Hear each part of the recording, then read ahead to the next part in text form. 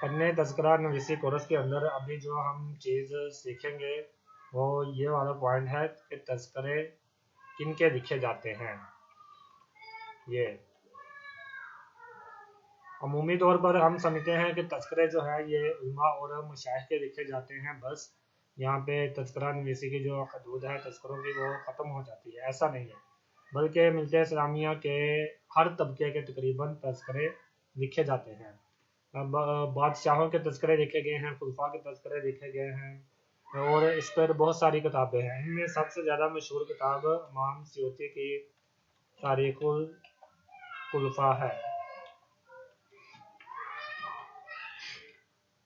تاریخی لحاظ سے خلفاء کے تعارف اور تذکرے پر مشتمل یہ بڑی دلچسپ کتاب ہے، اگرچہ اس میں موجود بعض روایات پر کلام ہے لیکن ان کی تعداد بہت کم ہے۔ امام سیوطی کا ایک اپنا نام اور معیار ہے جس کی وجہ سے یہ کتاب ماخذ کے طور پر بھی استعمال ہوتی ہے، لوگ اس کے حوالہ جات نقل کرتے ہیں۔ اسی طرح کبھی ایسا ہوتا ہے کہ لوگ اپنے خاندان کے افراد کے تذکرے لکھتے ہیں، اس پہ کئی تذکرے لکھے گئے ہیں۔ میں ایک تذکرے کی طرف آپ کی رہنمائی کرتا ہوں۔ ایک اردو میں تذکرہ ہے معاصر الاجداد، ابھی ذہن میں نہیں، غالباً یہ منظور الحق صدیقی کا تذکرہ ہے۔ یہ کنفرم نہیں ہے کہ ان کا نام یہی ہے کیونکہ کافی سال پہلے میں نے اس کا مطالعہ کیا تھا، تو جہاں تک مجھے یاد ہے یہ ان کا نام یہی تھا۔ خیر، یہ تذکرہ جو ہے یہ آپ کو مل جائے گا marifat.com کی سائٹ سے، PDF میں یہ دستیاب ہے۔ اس وقت میرے پاس نہیں ہے کیونکہ کچھ عرصہ پہلے میرا جو پرانا سسٹم تھا وہ کسی وجہ سے ٹوٹ گیا تھا اور اس میں سارا ڈاٹا ضائع ہو گیا تھا۔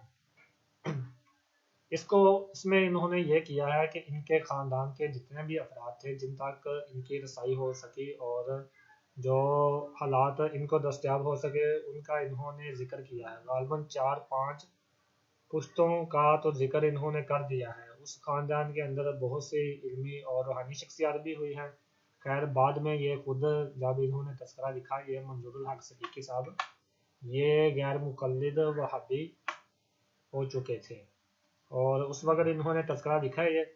اس تذکرے کو آپ مطالعہ کریں گے تو آپ کو پتہ چلے گا کہ خاندانی تذکرے کس طرح لکھے جاتے ہیں اور ان سے استفادہ کس طرح کیا جاتا ہے۔ اسی طرح ایسا بھی ہوتا ہے کہ بعض اوقات صرف ادیبوں کے تذکرے لکھے جاتے ہیں۔ ادیبوں سے مراد جو ادب سے تعلق رکھنے والے، شعر و شاعری سے تعلق رکھنے والے ہیں۔ پاک و ہند کے اندر اردو زبان میں بہت زیادہ تذکرے ایسے افراد کے لکھے گئے ہیں جنہوں کا تعلق شعر و شاعری سے تھا۔ اس سے کوئی فرق نہیں پڑتا کہ وہ شعر و شاعری نعت کے لیے استعمال کرتے تھے اس فن کو، یا منقبت کے لیے، یا روایتی موضوعات پہ جو شاعری ہوتی ہے اس کے مجازی پہ، یا کسی اور جہت پہ، تو ان سب کے تذکرے آپ کو مل جائیں گے۔ اس کے علاوہ ایسا بھی ہوتا ہے کبھی کہ صرف مصنفین، مؤلفین یا مرتبین کے تذکرے لکھے جاتے ہیں۔ پاکستان میں چند سال پہلے ایک تذکرہ لکھا گیا، غالباً اس کا نام تھا وفایات اہل قلم پاکستان۔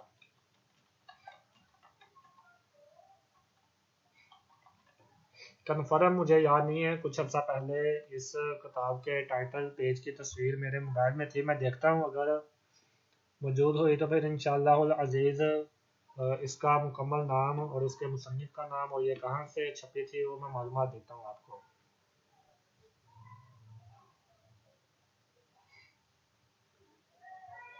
نہیں، یہ فی الحال یہ جو کتاب تھی بے احتیاطی میں کہیں میں نے وہ ڈیلیٹ کر دی تصویر، تو جیسے مجھے وہ ملتی ہے انشاءاللہ تعالیٰ گروپ میں آپ کو پیش کر دوں گا۔ خیر، بات کرنے کا مقصد یہ ہے کہ یہ جو ہمارے ذہنوں میں کنسیپٹ پایا جاتا ہے کہ تذکرے صرف علماء اور مشائخ کے لکھے جاتے ہیں، یہ درست نہیں ہے۔ ملت اسلامیہ سے تعلق رکھنے والے بہت سے افراد کے تذکرے لکھے جاتے ہیں۔